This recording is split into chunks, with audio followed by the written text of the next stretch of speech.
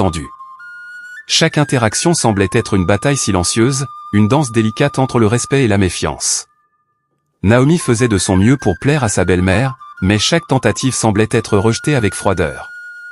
Madame Eboua présentait constamment des raisons de critiquer Naomi. Si Naomi préparait un repas, Madame Eboua commentait que ce n'était pas fait selon la tradition. Si Naomi décorait la maison, Madame Eboua a trouvé les ornements gênants. Ces critiques constantes commençaient à peser sur Naomi, mais elle gardait sa foi et son sourire, espérant qu'un jour Madame Eboua verrait la sincérité de ses intentions. Daniel, témoin des tensions, essayait de jouer le médiateur. « Maman, Naomi fait de son mieux. Donne-lui une chance de te montrer qui elle est vraiment. » Mais Madame Eboua, saisissant la tête, répondait souvent par des remarques énigmatiques. « Mais tu ne sais pas, Daniel. Les apparences peuvent être trompeuses. » Une fois, lors d'une soirée particulièrement tendue, Madame Eboua se tourne vers Daniel après que Naomi se soit retirée pour la nuit. « Mon fils, je dois te parler de quelque chose de très important. » Daniel, fatigué mais attentif, écouta sa mère avec patience. « Tu sais que je t'aime et que je veux le meilleur pour toi.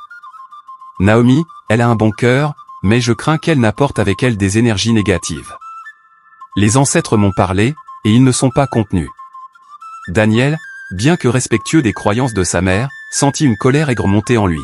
« Maman, nous vivons dans un monde moderne. Naomi n'est pas une sorcière, elle est une femme pieuse et bonne. Pourquoi insistes-tu sur ces superstitions ?» Madame Eboua, vexée par la réaction de son fils, se leva brusquement. « Tu es jeune et naïf, Daniel. Tu ne comprends pas les forces à l'œuvre ici. Mais un jour, tu verras. » Elle quitta la pièce, laissant Daniel avec un sentiment de frustration et d'impuissance. Les jours suivants, Naomi a senti un changement dans l'attitude de Daniel. Il était plus silencieux, souvent perdu dans ses pensées. Naomi, inquiète, essaya de lui parler, mais il esquivait souvent le sujet.